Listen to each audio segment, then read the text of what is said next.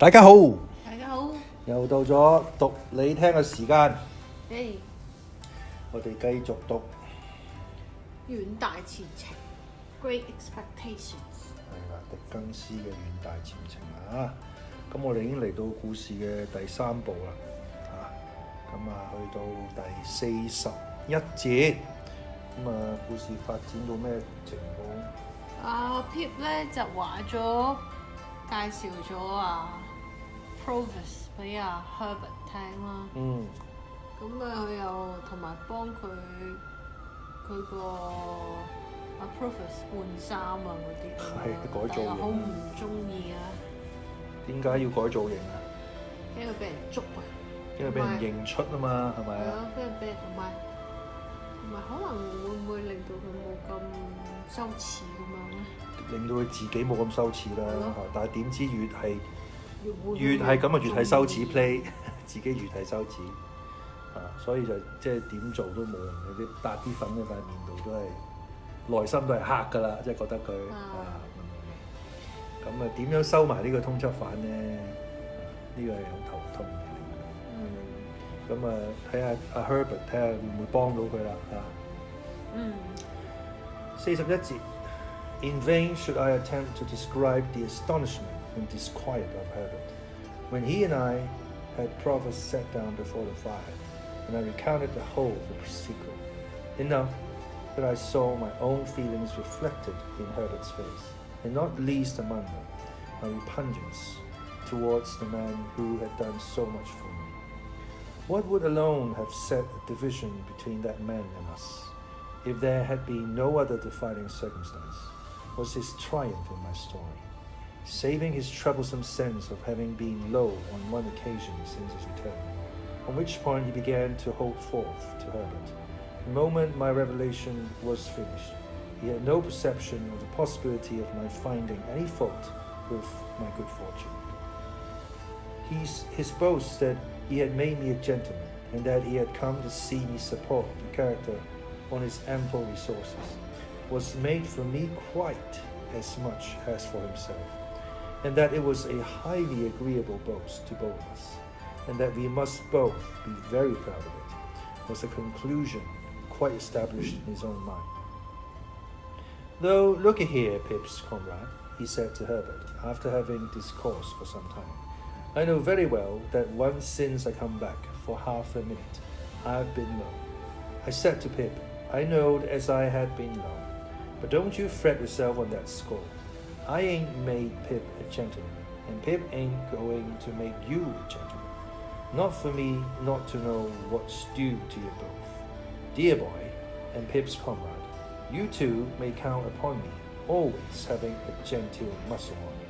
Muscled I have been since that half a minute when I was betrayed into lowness. Muscled I am at the present time. Muscled I ever will be. Herbert said, certainly, but looked as if there was no specific consolation in this, and remained perplexed and dismayed. We were anxious for a time when he would go to his lodging and leave us together, but he was evidently jealous of leaving us together, and sat late. It was midnight before I took him round to Essex Street, and saw him safely in at his own dark door.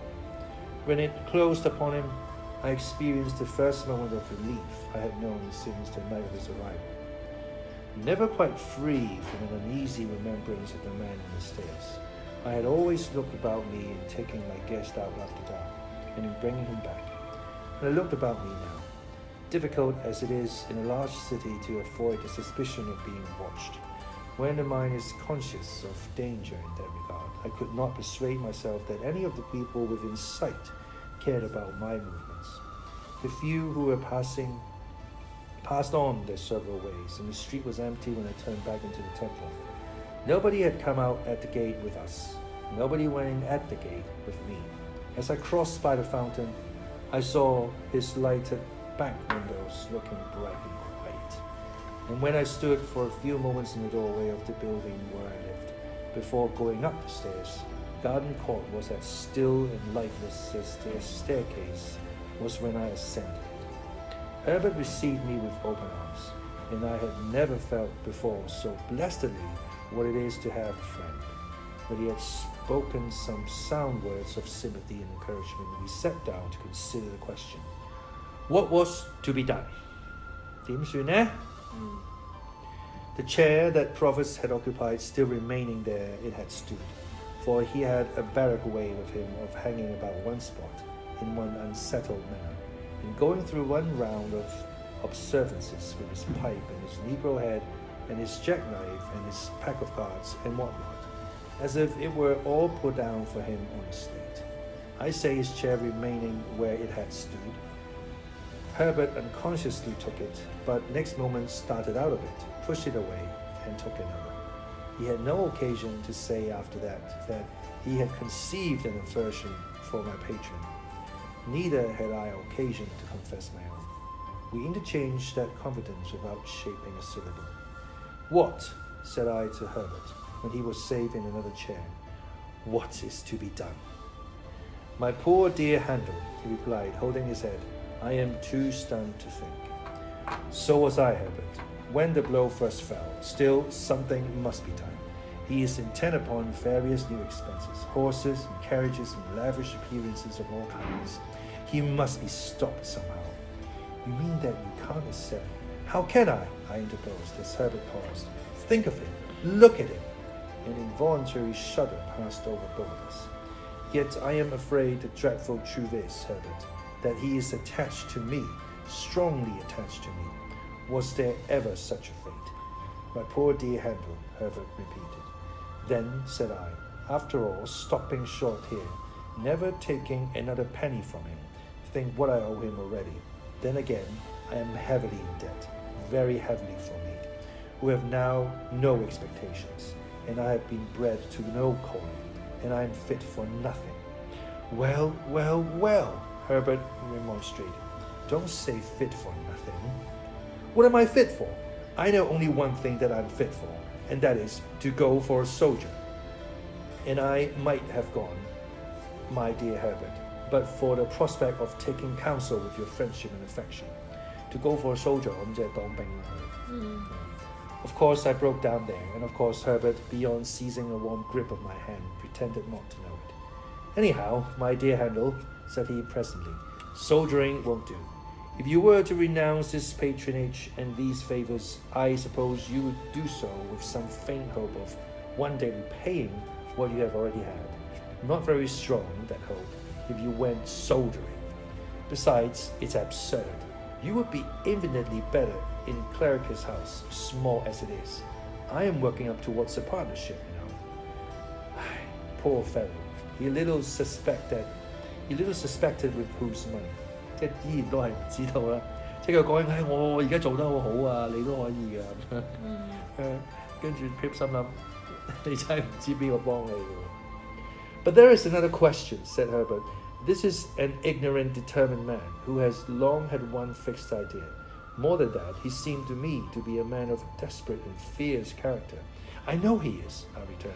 Let me tell you what evidence I have seen of it. And I told him what I had not mentioned in my narrative, of that encounter with the other convict. See then, said Herbert, think of this. He comes here at the peril of his life, for the realization of his fixed idea. In the moment of realization, after all his toil and waiting, you cut the ground from under his feet, destroying his idea, and make his gains worthless to him. Do you see nothing that he might do under this disappointment? I have seen it, Herbert, and dreamt of it, ever since the fatal night of his arrival. Nothing has been in my thoughts so distinctly as he's putting himself in the way of being taken. Then you may rely upon it, said Herbert, that there would be great danger of his doing it. That is his power over you as long as he remains in England, and that would be his reckless course if you forsook him. I was so struck by the horror of this idea, which had weighed upon me from the first, and the working out of which would make me regard myself in some sort as his murderer, that I could not rest in my chair and began pacing to and fro. I said to Herbert meanwhile that even if Provis were recognized and taken in spite of himself, I should be wretched as the cause, however innocently. Yes, even though I was so wretched in having him at large and near me, And even though I would far rather have worked at the forge all the days of my life than I would ever have come to this. But there was no starting off the question, what was to be done? The first and the main thing to be done, said Herbert, is to get him out of England. You will have to go with him, and then he may be induced to go. But get him where I will, could I prevent his coming back? My good Handel, is it not obvious that with Newgate in the next street, there must be far greater hazard in your breaking your mind to him, making him reckless here than elsewhere? If a pretext to get him away could be made out of that other convict, or out of anything else in his life, now. And there again, said I, stopping before Herbert, with my open hands held out, as if they contained the desperation of the case. I know nothing of his life. It has almost made me mad to sit here of a night and see him before me, so bound up with my fortunes and misfortunes, and yet so unknown to me, except as the miserable wretch who did terrify me 2 days in my childhood. Herbert got up and linked his arm in mine, and we slowly walked to and fro together, studying the carpet. Handel, said Herbert, stopping, you feel convinced that you can take no further benefits from him, do you? Fully. Surely you would too if you were in my place. And you feel convinced that you must break them. Herbert, can you ask me? And you have, and are bound to have, the tenderness for the life he has risked on your account, that you must save him, if possible, from throwing it away. Then you must get him out of England before you stir a finger to extricate yourself. That done, extricate yourself in heaven's name, and we will see it out together, dear old boy. It was a comfort to shake hands upon it and walk up and down again, with only that done. Now, Herbert, said I, with reference to gaining some knowledge of his history, there is but one way that I know of. I must ask him point blank. Yes, ask him, said Herbert, when we sit at breakfast in the morning, for he had said, on taking leave of Herbert, that he would come to breakfast with us. With this project formed, we went to bed. I had the wildest dreams concerning him, and woke unrefreshed. I woke too, to recover the fear which I had lost in the night, of his being found out as the returned transfer. Waking, I never lost that fear. He came round at the appointed time, took out his jackknife, and sat down to his meal. He was full of plans for his gentleman's coming out strong and like a gentleman, and urged me to begin speedily upon the pocket-book which he had left in my possession. He considered the chamber and his own lodging as temporary residences, and advised me to look out at once for a fashionable crib near Hyde Park, in which he could have a shakedown. When he had made an end of his breakfast and was wiping his knife on his leg, I said to him, without a word of preface, after you were gone last night, I told my friend of the struggle that the soldiers found you engaged in the marshes when we came up. You remember? Remember, said he. I think so. We want to know something about that man and about you. It is strange to know no more about either, and particularly you, than I was able to tell last night. Is not this as good a time as another for our knowing more? Well, he said after consideration, you're on your oath, you know, Pip's comrade. Assuredly, replied Herbert. As to anything I say, you know, he insisted. The oath replies to all. I understand it to do so. And looky here, whoever I done is worked out and paid for, he insisted again. So be it. He took out his black pipe and was going to fill it with negro head, when, looking at the tangle of tobacco in his hand, he seemed to think it might perplex the thread of his narrative. He put it back again, stuck his pipe in a buttonhole of his coat, spread a hand on each knee, and after turning an angry eye on the fire for a few silent moments, looked round at us and said what follows. 佢今次斬短咗個 chapter， 好難得。即係佢明明似係有嘢講，但係佢決定斬開咗。發生咩事咧？